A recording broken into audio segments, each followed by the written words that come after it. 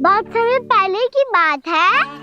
बहुत बड़े भूमाकर राज करते थे तुम्हें महान राजा भीमम के नाम से जाना जाता था। सब कुछ था तुम्हारे पास, पर शांति नहीं थी। इसीलिए शांति की खोज में अपना संपूर्ण राज अपने पुत्रों को सौंप कर हिमालय पर्वत की ओर चल दिए। अनेक वर्षों की तपस्या के बाद तुम्हारे तप की कीर्ति चारों ओर फैलने लगी और फिर सच्चे तपस्वी की धूप में तुम्हारी ख्याति से प्रभावित होकर महर्षि उलट तुमसे भेंट करने आए। राजा भीमरथ, आपने ईश्वर की प्राप्ति के लिए सब कुछ छोड़ दिया, पर अपना अभिमान नहीं छोड़ पाए। इसीलिए मेरे आगमन पर सम्मान के साथ खड़ा होना तो दूर, मेरा अभिवादन भी नहीं किया। अभिमान तपस्वी का गुण नहीं होता है राजन, अभिमान राक्षसी गुण है। इसलिए मैं आपको श्राप देता हूँ कि आप अगले जन्म में एक राक्षस के रूप में जन्म लेंगे, एक राक्षस के रूप में जन्म लेंगे। मुझे क्षमा कर दीजिए महर्षि, मैंने जानबूझकर आपका अपमान नहीं किया है। मैं तो यहाँ पर शांति की खोज में आया था। अपने भीतर के संसार में गहरे सोच विचार में डूबा हुआ था मैं। मुझे क्षमा कर दीजिए महर्षि, मुझे क्षमा कर दीजिए। अपनी भूल का आभास प्रायश्चित की ओर पहला पग होता है। मैं अपना श्राप तो वापस नहीं ले सकता, परंतु आपको एक वचन अवश्य दे सकता हूँ। जब भी प्रभु नारायण का अवतार होगा, आपको उचित समय पे वो वरदान देंगे जिसकी आप लंबे समय से प्रतीक्षा कर रहे हैं।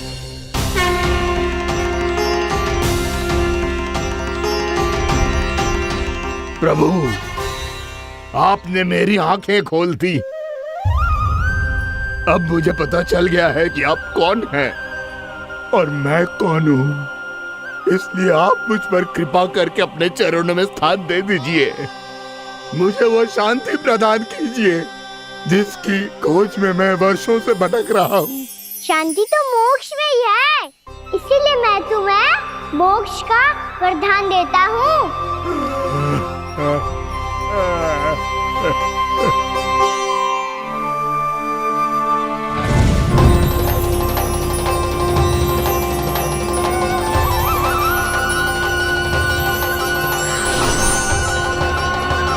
प्रभु की ये लीला सदैव स्मरण रखी जाएगी। इस स्थान को इनका आशीर्वाद मिलेगा और इस कंदरा को व्योमासुर की कंदरा के रूप में पहचाना जाएगा। भविष्य में अनेक ऋषि मुनियों की शरण स्थली बनेगी ये कंदरा। दीदी, ये कोई साधारण बालक ना है। ऐसा चमत्कार कोई साधारण बालक थोड़ी ना कर सकते हो। तुम सत्य कह रहे थे बलराम, गाना सच्चे में भगवान ही है। तभी तो सब देवता इसे बसाने और इसकी ओर से युद्ध करने आते हैं। तुम सब ऐसे आंखें फाड़ के क्यों देख रहे हो मुझे?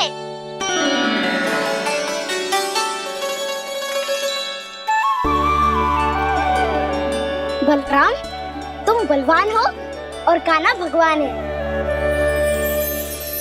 दूर दूर तक कोई दिखाई न दे रहा है। ना जाने किस हाल में होंगे बालक। कहीं हम ही तो मार्ग ना भटक गए शीघ्रता के चक्कर में। अब तो एक पग भी ना चलो जा रहे हो। जल, किसी के पास जल है क्या? कंठ तो मेरा भी सूख रहा है मौसी। भाभी, निकट ही जमुना जी है, कहूँ तो वहाँ से जल ले आओ। मैं भी जा रही हूँ भाभी, एक से भले दो। हाँ चल, शीघ्रता से आओ। हाँ।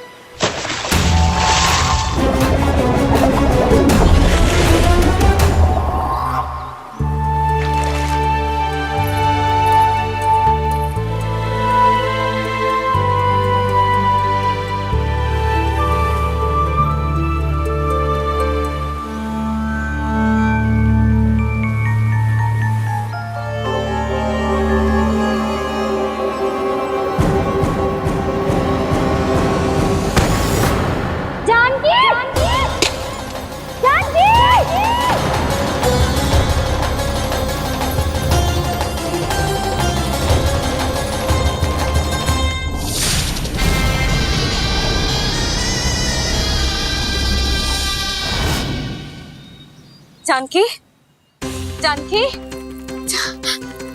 क्या होगा इसे? देखो ना जी, अब छलिया की सूचना मिलते ही हम सब बालकों को ढूंढने चली गई और ढूंढते ढूंढते सबको बहुत प्यास लगी आई जी। तो जानकी जमुना जी की नदी से जल लेने गई और उसने जमुना जी का पानी पिया और उसकी जेदशा हो गई। बालक कहाँ है? वो ठीक तो है ना? ऊपर से सब ठीक है, पर भीतर से बहुत भयभीत है सब। जानकी तो बिल्कुल नीली पड़ गया है, लग तो है विष फैल गया है इसको पूरे तन में। मथुरा के सौ से विदेह जी को बुलाए गए हैं उसके उपचार के लिए। जैसे ही इसने जल को मुंह से लगाया, ये गिर पड़ी। चटपटाने का अवसर भी ना मिलो। हाँ वैद्य जी, और निकटी मृत पशु भी पड़े हुए थे। हाँ, मैंने भी अस्थियां देखी थी। इसका तो यही अर्थ हो सकता है कि समस्या वहाँ के जल में ही हो। वैद्य जी, आप रोगी की नाड़ी पे ध्यान दो ना। जे गोपिया क्या कह रही है उसे सुनने की आवश्यकता ना है। जब तक विष के कारण का पता नहीं चल जाता, हम उपचार कैसे कर सकते हैं रानी जी? जी, वो निकट ही यमुना जी में एक विशेष क्षेत्र है, जे सब उसी के जल की बात कर रहे हैं। तब तो ऐसा भी हो सकता है कि किसी विषैले सर्प के काटने का प्रभाव हो। पर सर्प के काटने का चिन्ह ना है उसके तन पे। सर्प जब काटता है तब उसके दांत के चिन्ह बन जाते हैं। मुझे पता है, बड़े बड़े सर्प को काटते हुए देखो है मैंने। एक दिन अब बस कर उज्जवल, ये बड़ी बड़ी हाँकने का समय ना है। पर यदि सर्प ने ना काटा है, फिर जानकी की ये दशा किसने की? अवश्य किसी राक्षस ने की होगी। ना, कोई विषैला पशु भी तो हो सकता है। यह अवश्य किसी महाविषैले सर्प के विष से हुआ है। सर्प ने भले ना काटा हो, लेकिन ये अवश्य ही किसी महाविषैले सर्प के विष के कारण हुआ है। कालिया नाग। कालिया नाग?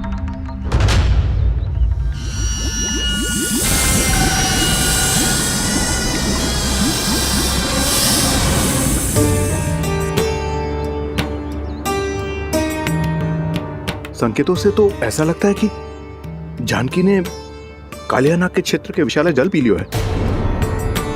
कालिया नाग एक लोक श्रुति है, कल्पना में गढ़ी हुई एक कथा, और कछु ना है। हमें जाके पता लगाना पड़ेगा। पर हमें वहां जाने से मना किया है ना बड़ों ने। उज्जवल सही कह रहे हो है, इस समय जानकी के स्वार्थ से अधिक महत्वपूर्ण और कछु ना है। जानकी हमारे लिए ही जलाने गई थी जी, ना मैं उसे जाने देती ना जैसा वो। तो वैद्य जी आप शीघ्र कछु करो, कैसे भी कछु भी करो, पर इसके प्राण बचा लो। यशोदा, धैर्य रखो, श्री नारायण पर विश्वास रखो, वो सब ठीक करते हैं।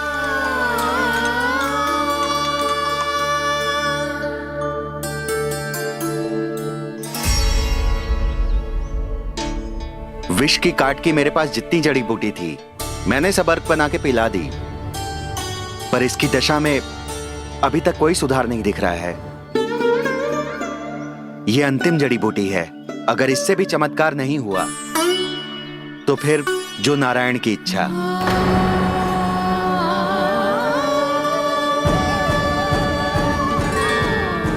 पर कोई तो उपाय होगा जानकी को बचाने का।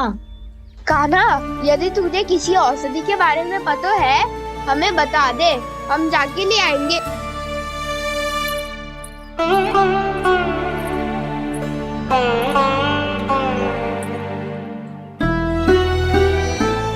हे नारायण, हे प्रभु, मेरी जानकी के प्राण बचा ले प्रभु। या तो मैं अपने आप को कभी क्षमा न कर पाऊंगी। ये सारी मेरे ही कारण बनाई थी। उसकी रक्षा करो प्रभु, मेरी पुकार सुनो।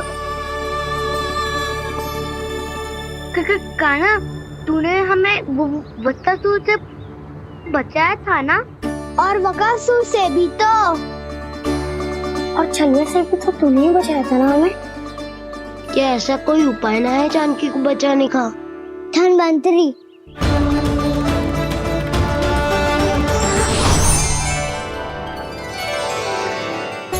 मैं आ गया हूं प्रभु, चिंता मत कीजिए, आपके आदेश का पालन अवश्य होगा। यशोदा मैया,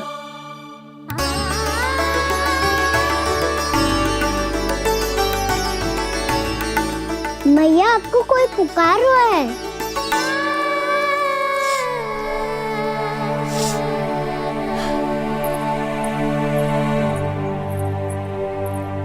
चिंता मत करो मैया, अब धनवंतरी जी आ गए हैं, वो सब संभाल लेंगे। धनवंतरी जी कौन है? जिन्होंने संसार का आयुर्वेद दिया, आरोग्य के देवता, वे श्री नारायण के अवतार।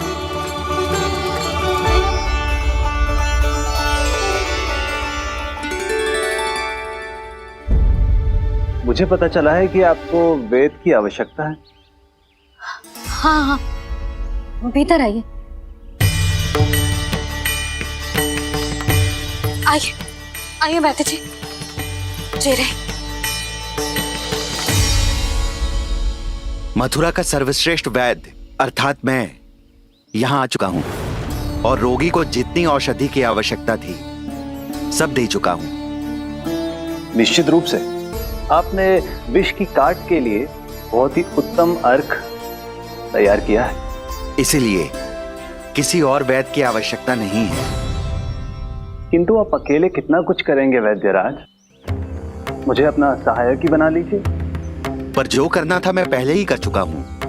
हाँ, वो तो आप कर चुके हैं, बस रोगी के तन से विष निकालना शेष है ना वैद्यराज? हाँ हाँ, बस वही शेष है। इनके रक्त को विष रहित करने में मैं आपकी सहायता करूंगा।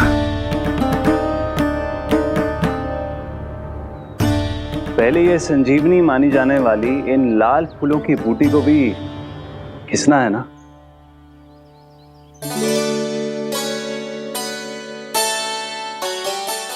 हाँ हाँ, तुम सही कह रहे हो, इसे अच्छे से घिसो।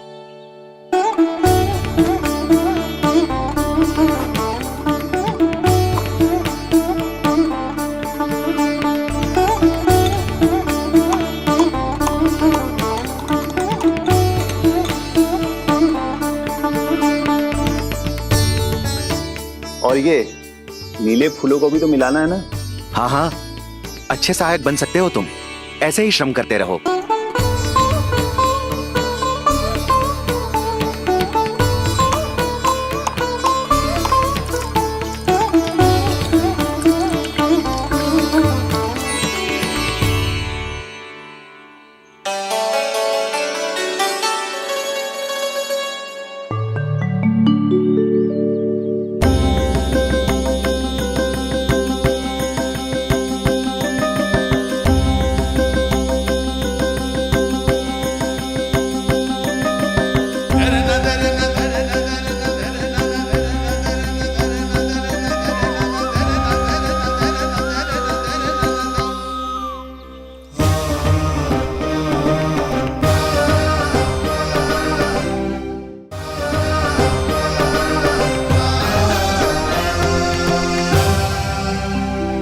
जानकी स्वस्थ हो जाएगी ना धनवंतरी जी? धनवंतरी? प्रभु, अब मैं क्या करूं? आपने तो स्वयं ही मेरी पहचान उजागर कर दी। जी क्या करो कान्हा? आप सब ऐसे क्यों देख रहे हो? मैया कहती है ना, सभी वैद्य धनवंतरी जी का ही रूप होते हैं। वाह कृष्णा, चतुर तो हो तुम। वैसे वास्तविक धन्वंतरी मैं हूँ, मेरा अर्थ है वास्तविक वैद्य मैं हूँ। ये तो मेरा सहायक है, मुझे पूरा विश्वास है बिल्कुल ठीक हो जाएगी। वैसे ही थोड़े ना मुझे मथुरा का सर्वश्रेष्ठ वैद्य कहते हैं लोग।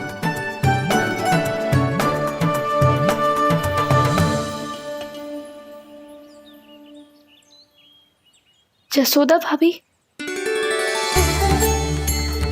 जशोदा जी, जानकी को चेतना आ गई।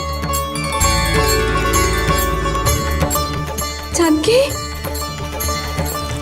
जानकी, जानकी, तू ठीक है ना?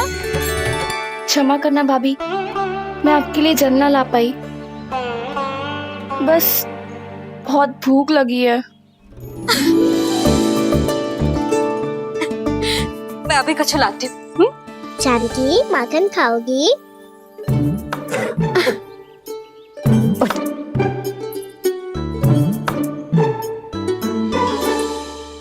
आजा, तू ही खिला दे लल्ला।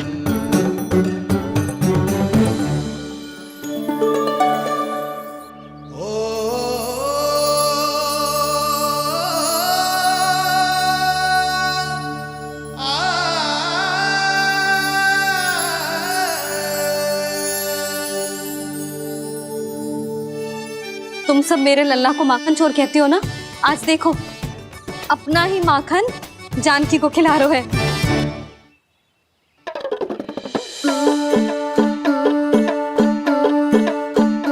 थोड़ा और विश्राम कर लो। सदैव तुम हम सबकी सेवा करती हो, आज मैं तुम्हारी सेवा करूंगा। जानकी की जिज्ञासा तब हुई जब जय यशोदा काकी की सेवा कर रही थी, और अब देखो स्वयं भगवान ही इसकी सेवा कर रहे हैं। जानते हो इससे क्या सिद्ध होता है? जो भी यशोदा मैया की पूजा करेगा, अर्थात अपने माता पिता की सेवा करेगा, उनके साथ सम्मान से व्यवहार करेगा, ईश्वर स्वयं उसका ध्यान रखेंगे। कभी धन्वंतरी के रूप में तो कभी स्वयं कान्हा के रूप में। भक्त और भगवान का देखो कैसा ये अनुराग, स्वयं करे सेवा प्रभु, अद्भुत गोपी का भाग्य। प्रभु इन सब पृथ्वीवासियों से कितना घुल मिल गए हैं। ना तो ये प्रभु को भगवान मानते हैं और ना ही प्रभु अपने आप को इनसे सर्वश्रेष्ठ समझते हैं।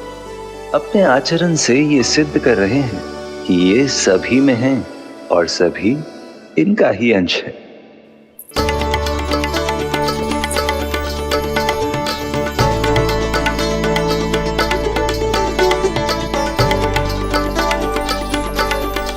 प्रभु, अब मुझे जाने की आज्ञा दीजिए।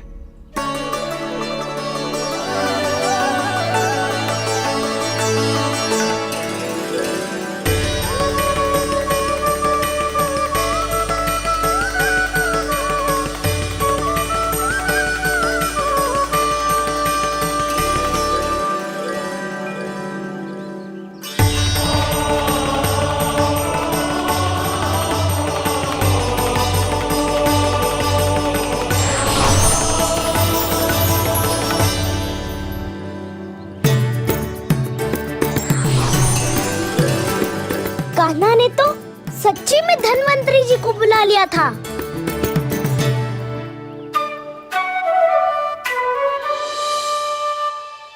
जब से कान्हा का जन्म हुआ है ना, मैं तब से देख रही हूँ, तब से हम पे कोई भी संकट आती है ना, तो अचानक से कोई अपरिचित हमारी सहायता करने आ जाता है, और जाते समय कान्हा की आज्ञा लेके जाते है, और कभी कभी तो इसे प्रभु बोल के जाते है। बाबा संभालो।